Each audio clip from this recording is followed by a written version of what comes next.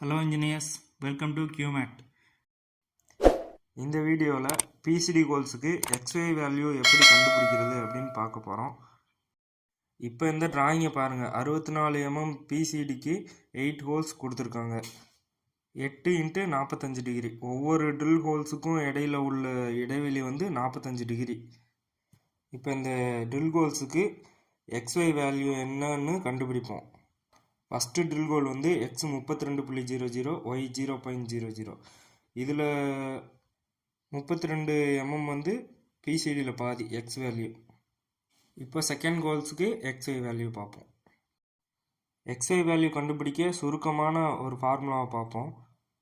X = cos θ × PCD/2, Y = sin θ PCD/2.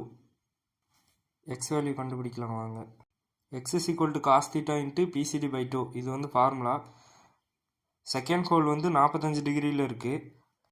அப்போது cos 45 degree into பிசிடியில் பாதி 64/2. cos 45க்கு 0.7071 இதுதான் value. 64/2 32. இப்போ நம்மளுக்கு கிடச்சிருக்க X வேல்யூ 22.627 mm. இப்போ Y வேல்யூ பார்ப்போம். Y = sin θ × PCD/2. அதே மாதிரி தான், sin 45 டிகிரி இன்ட்டு PCD/2, அதாவது 64/2. sin 45 டிகிரியோட வேல்யூவும் அதான் 0.7071 × 32. அப்போது அதே தான் வரும், 22.627 mm வரும்.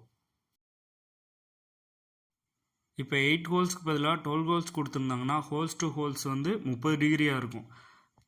ஃபஸ்ட்டு ஹோலோட X வேல்யூ 32, அதாவது பிசிடியில் பாதி 64ல் பாதி 32. Y 00 தான். இப்போ ரெண்டாவது ஹோல் மூணாவது ஹோலுக்கு XY வேல்யூ எப்படி கண்டுபிடிக்கிறது ஃபார்முலாவில் அப்படின்னு பார்ப்போம். இப்போ ரெண்டாவது ஹோல்ஸுக்கு 45 டிகிரிக்கு பதிலாக 30 டிகிரி. ஏன்னா செகண்ட் ஹோல் 30 டிகிரியில் வரும். 360/12 போட்டிங்கன்னா 30 டிகிரி வரும். ஸ்டார்டிங் ஹோல் 0 டிகிரியில் ஸ்டார்ட் ஆகும். ரெண்டாவது ஹோல் 30 டிகிரி, மூணாவது ஹோல் 60 டிகிரி.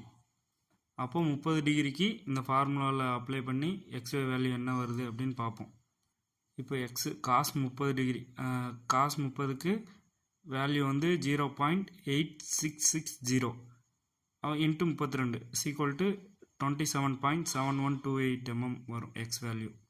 Y வேல்யூ அதே மாதிரி அப்ளை பண்ணிங்கன்னா sin 30 டிகிரிக்கு 0.5 இன்ட்டு 32 = 16 mm வரும்.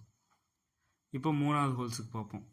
மூணாவது ஹோல்ஸுக்கு 60 டிகிரி, cos 60க்கு 0.5 இன்ட்டு 32 16 mm வரும் X வேல்யூ.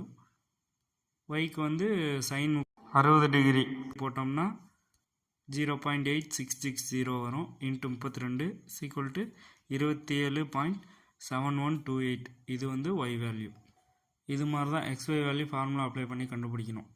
டிகிரியை மட்டும் கரெக்டாக கால்குலேட் பண்ணிட்டோம்னா XY வேல்யூ ஈஸியாக கண்டுபிடிச்சிடலாம் இந்த ஃபார்முலாவில் அப்ளை பண்ணி. இப்போ ஹோல்ஸ் டு ஹோல் டிஸ்டன்ஸ் எப்படி கண்டுபிடிக்கிறதுன்னு பார்க்கலாம்.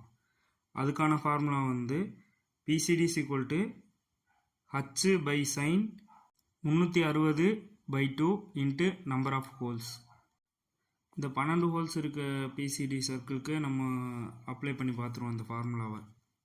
பிசிடி 64 = h/sin ப்ராக்கெட்டில் 360/2 இன்ட்டு நம்பர் ஆஃப் ஹோல்ஸ் 12.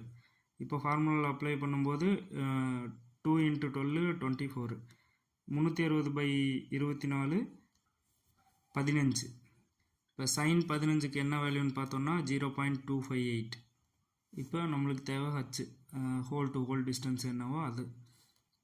அப்போ ஹச்சை இந்த பக்கம் கொண்டு வரும்போது 64 இந்த பக்கம் வரும்போது இன்ட்டில் வந்துடும். அப்போ 64 × 0.258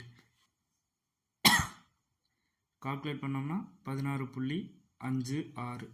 இதுதான் ஹோல்ஸ் டு ஹோல் டிஸ்டன்ஸு. இது எதுக்கு யூஸ் ஆகும்னா, ஒரு பிளேட்டில் ஹோல்ஸை மார்க் பண்ணி ட்ரில் போடுவாங்கள்ல, அவங்களுக்குலாம் இது ரொம்ப யூஸ் ஆகும்.